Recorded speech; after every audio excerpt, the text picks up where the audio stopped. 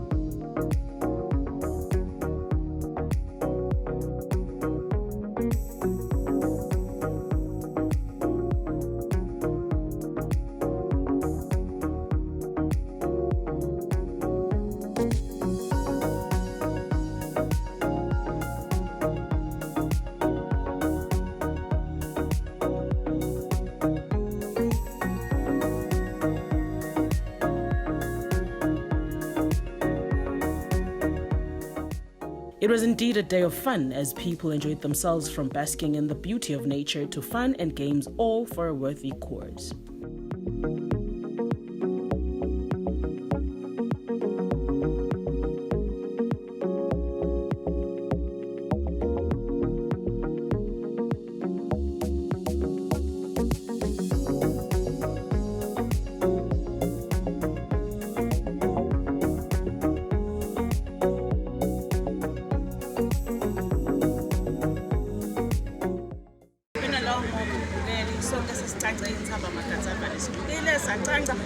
Nibabona nje abantu emva kwami hayi bakhathele namambala nami ekhathi but ke kuyachubeka we have aerobics, tug of war, there's so many games going on here, so let's see how that goes bese sesixoxisana nebantu labahambe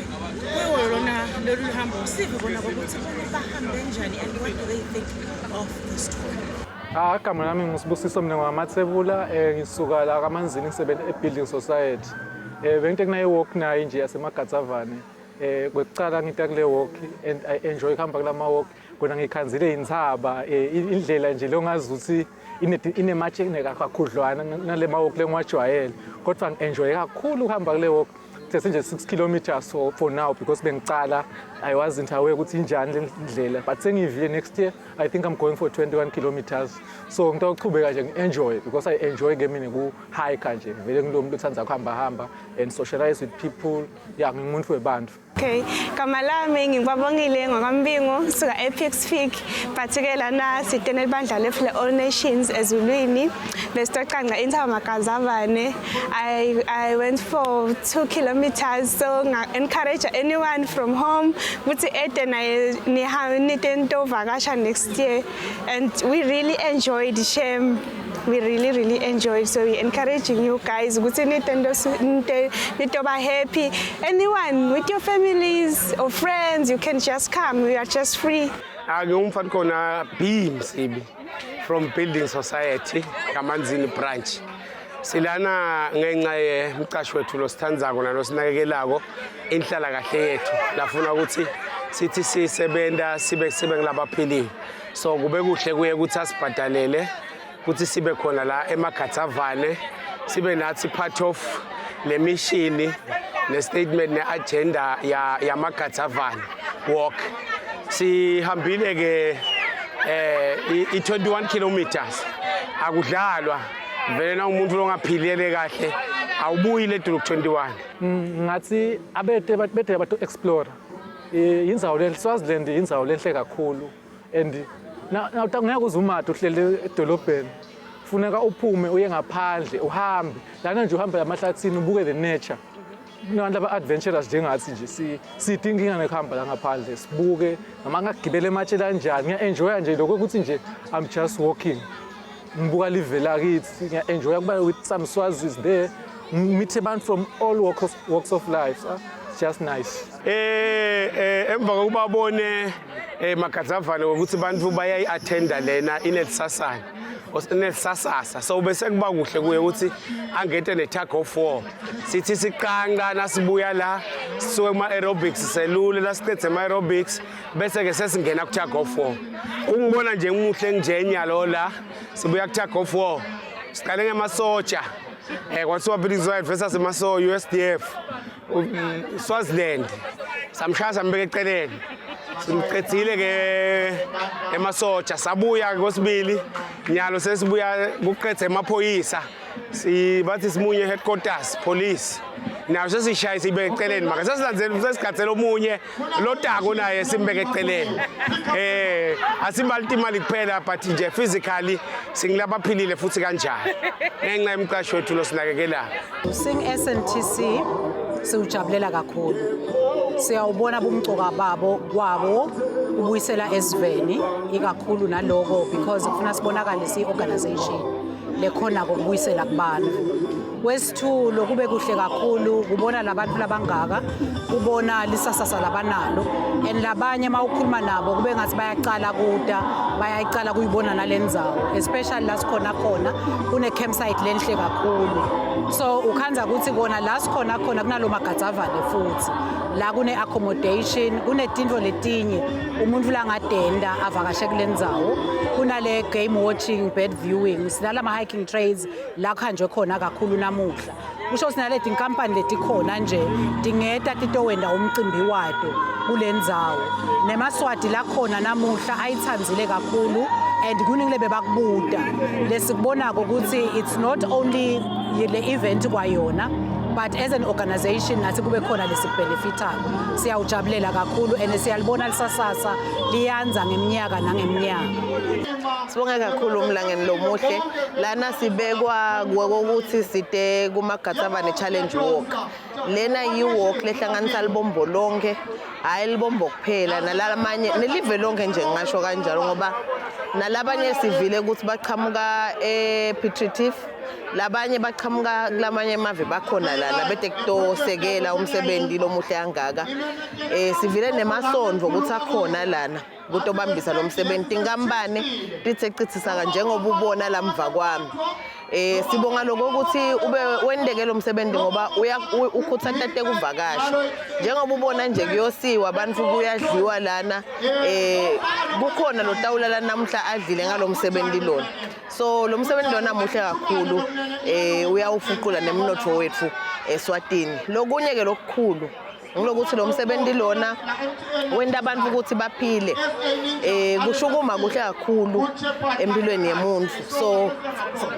kutempilo lo msebenzi lona muhle kakhulu phinde nengqondo yemuntu kumcwa ukuthi ikhululeke irelaxe relaxe nje emqondweni yakhe so lo mdlalo lokhona lamva kwethu nje na konke lokwendekako kwenda umuntu ukuthi aphumule relaxe kube mnanzi njena nemvelo lana sibonile nasahamba sabona inyamatane nako konke kuhle lokho ukuthi sithi sihamba sibona nezinyamatane kuhle lokho empilweni yemuntu siyakhuthatha nje maswati onke ukuthi akawusekele lo msebenzi abe part of lo msebenzi na next year ngoba phela kumnanzi kujabula umnyango tekuvakasha usekela kujabula nekuphila kahle nekuthi kube mnanzi so namhla ke sithe khona kutojabula ngicabanga ukuthi ngiloko lengingakusho bengathi mina abantu abete sitohamba lana kuMagadzavane namuhla ngihambile nami ngende 21 kilometers ngitsiniwe nje nyalo lo ngilana ngitsina umtimba wami ubhlungu but it's good for my well-being and my health so siyabonga nje kakhulu lokuthi kwendeke konke lokho umlaleli losekhaya nembukeli losekhaya siyamkhuthatha ukuthi akede kumnanzi kakhulu uyabona nje nawe akusho ukuthi mhlambe kukhuluma thini kumnanzi impela uhlangana nebantu lana ungenana sithi ngambaneni ufind out ukuthi inkampani letinye tenta njani kumnanzi nalokubuka inkampani ticutselana kumnanzi konke lokho it is just a fun day ngibonile futhi namhlanje ukuthi kunemidlalo yebantwana yifeme kube sekuhlanganisa umndeni wonke ke manje ngoke ukuthi lesingakhuthatha ukuthi abantu abete kuMagadzavane bete nemindeni yabo batoba nesikhathi lesihle thina sifokotile nje sibili ngibheka ithemba ngwakathusi ngisebenzela ka ENTC but ke ngiphinze ngibe ngumabhalane wale inhlangano lele lungiselela lo msebenzi lo le Eco Lubombo organization i-Eco Lubombo organization iqala nga-2015 iqalwa bantu basesiteki emaphoyisa nebakamasipala bazama kushukuma bahlushwa ukuthi la isiteki edolobheni kubhizi kaphithitela so abakhona lokushukuma after umsebenzi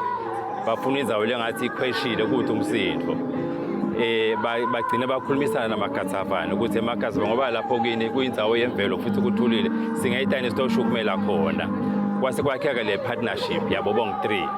ngekubona ukuthi le interest iyakhula kulabanye abantu labakhona esiteki basebenzi bahulumende nebantu njeke labanye